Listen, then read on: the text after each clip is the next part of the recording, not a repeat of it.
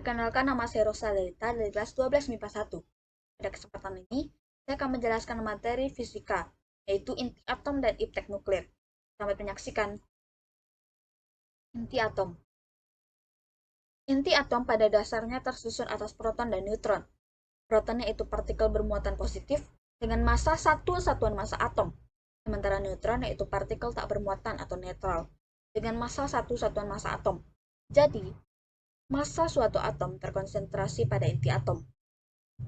Sedangkan elektron yaitu partikel bermuatan negatif yang mengelilingi inti atom pada lintasan yang disebut orbital.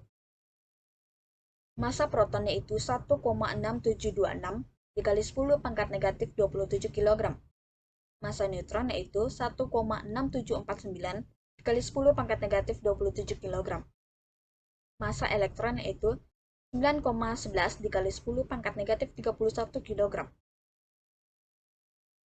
Jadi, proton dan neutron ini lebih berat daripada massa elektron, sehingga proton dan neutron terpusat di inti atom.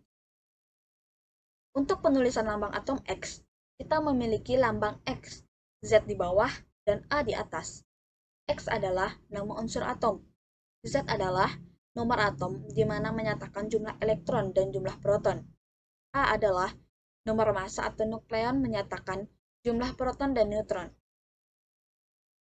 Inti atom dengan jumlah proton sama, tetapi nomor massa berbeda disebut isotop. Contohnya adalah oksigen, yaitu 16O, 17O, dan 18O. Inti atom dengan jumlah neutron sama disebut isoton. Contohnya hidrogen 31 dan helium 42. Memiliki neutron sama yaitu 2. Selanjutnya kalium 3919 dan kalsium 4020. Memiliki neutron sama yaitu 20. Isobar adalah inti atom dengan nomor massa sama. Contohnya hidrogen 31 dan helium 32. Kalsium 14,6 dan neutron 14,7. Massa suatu atom biasanya dinyatakan dengan satuan massa atom atau SMA, di mana 1 SMA sama dengan 1/12 dikali massa atom karbon 12C. Jadi, massa atom karbon ini tepat 12,0000 SMA. Konversi SMA ke kilogram. 1 SMA sama dengan 1,66 dikali 10 pangkat negatif 27 kg. Ukuran ini bisa disetarakan dengan energi elektron volt atau EV, yaitu 1 SMA sama dengan 931,5 mega elektron volt. Karena suatu inti atom tersusun oleh proton dan neutron, maka massa inti harusnya tepat sama dengan massa proton ditambah neutron. Tapi, kenyataannya massa inti ini selalu lebih kecil daripada jumlah proton dan neutron tersebut. Selisih massa di sini disebut dengan defek massa atau massa defek. Massa defek berubah menjadi energi yang mengikat inti atom, yaitu energi ikat inti. Untuk menghitung massa defek pada atom X di sini, kita hanya perlu menjumlahkan total massa proton ditambah neutron dikurang massa inti. Total massa proton dalam sebuah atom adalah Z dikali MP. Total massa neutron dalam sebuah atom adalah A dikurang Z dikali Mn. Dan massa suatu inti atom adalah M. Jadi, massa defek adalah delta M sama dengan Z dikali MP ditambah A dikurang Z dikali Mn dikurang M.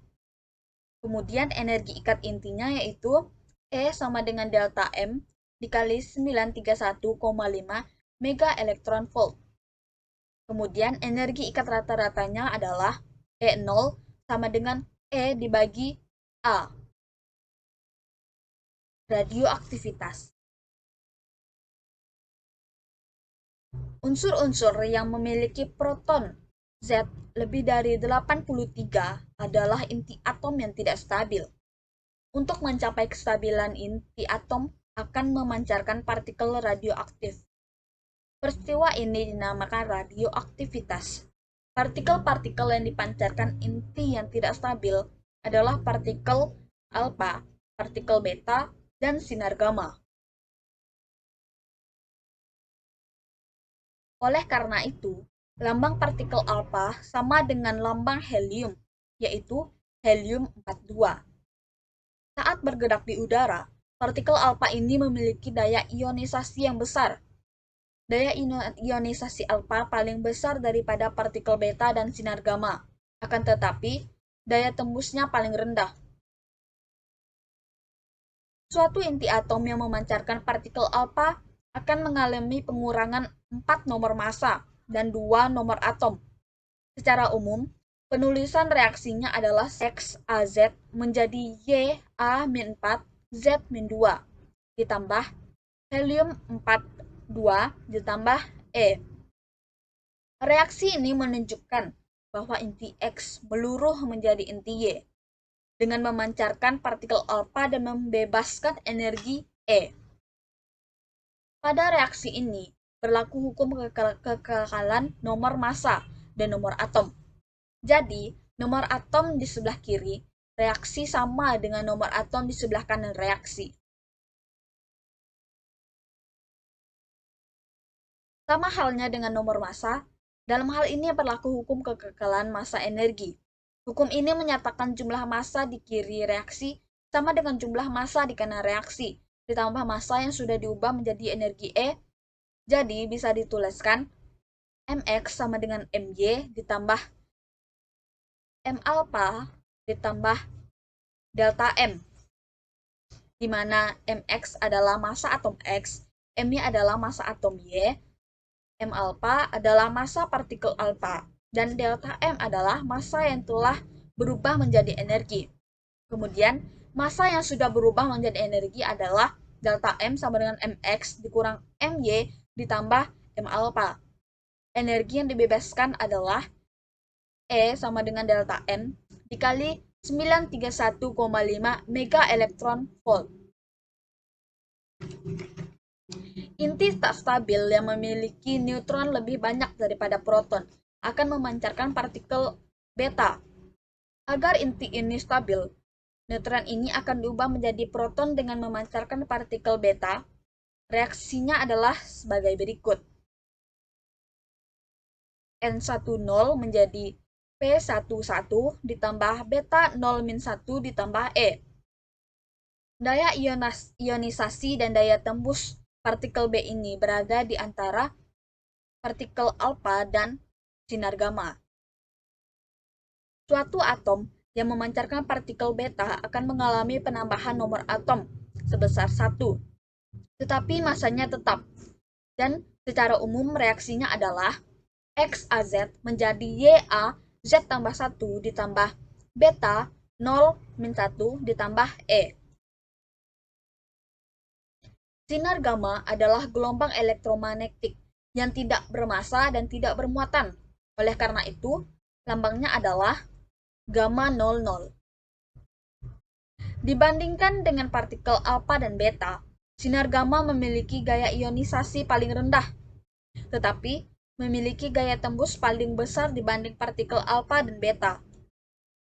Atom yang memancarkan sinar gamma tidak mengalami perubahan nomor atom maupun nomor massanya. Dan secara umum, reaksinya adalah XAZ menjadi YAZ ditambah gamma 00 ditambah E. Aplikasi iptek nuklir dan produksi radiasi. 1. Aplikasi iptek nuklir di bidang energi, yaitu reaksi fusi dan reaktor fisi. 2. Aplikasi iptek nuklir di bidang industri, yaitu penentuan homogenitas proses dan pengelolaan lingkungan. 3. Aplikasi iptek nuklir di bidang hidrologi, yaitu penentuan gerak sedimen dan penentuan kebocoran bendungan. 4. Aplikasi iptek nuklir di bidang kesehatan, yaitu radioterapi dan kedokteran nuklir serta sterilisasi alat dan produk kesehatan. 5. Aplikasi iptek nuklir di bidang pangan, yaitu pengendalian hama dengan teknik serangga madul atau TSM dan efisiensi pemupukan. 6. Aplikasi teknik nuklir di bidang peternakan. 7. Dampak dan proteksi radiasi, yaitu dampak paparan radiasi, nilai batas dosis atau NBD, dan prinsip proteksi radiasi. Kita masuk ke contoh soal. Yang pertama, perhatikan reaksi inti berikut ini. N714 ditambah X menjadi 0817 ditambah H11. Tentukan apakah partikel X di atas. Jadi di sini kita bisa menggunakan hukum kekekalan nomor massa dan nomor atom. Pertama-tama, kita tentukan terlebih dahulu nomor atom dan nomor massanya. Di sini kita misalkan X memiliki nomor atom A dan nomor massa B. Jadi, 7 ditambah A sama dengan 8 tambah 1, A sama dengan 9 dikurang 7. Jadi, nomor atomnya adalah 2. Kemudian, 4 ditambah B sama dengan 17 ditambah 1. B sama dengan 18 dikurang 14. Jadi, nomor massanya adalah 4. Di sini kita mendapatkan bahwa X adalah X24 dan partikel yang cocok adalah partikel alfa. Jadi, jawabannya adalah partikel alfa. Kita lanjut ke soal berikutnya, yaitu inti atom yang terbentuk memenuhi reaksi fusi.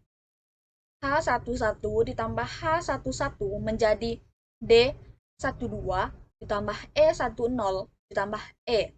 Diketahui massa H11 sampai dengan 1,00780 SMA. Massa 1D2 sama dengan 2,01410 SMA. Massa E10 sama dengan 0,00055 SMA. 1 SMA sama dengan 931 mega elektron volt. Tentukan energi yang dihasilkan pada reaksi tersebut. Kita langsung kurangi, yaitu E sama dengan jumlah massa ruas kiri dikurang ruas kanan. Sama dengan 1,00780 ditambah 1,00780 dikurang 2,0140 ditambah 0,00055 sama dengan 2,01560 dikurang 2,01455 sama dengan 0,000950 SMA sama dengan 0,000950 dikali 931 mega elektron volt. Kemudian kita mendapatkan hasilnya 0,88 mega elektron volt. Sekian video pembelajaran fisika, materi atom dan iptek nuklir. Mohon maaf apabila ada kesalahan dan kekurangan. Sekian dan terima kasih.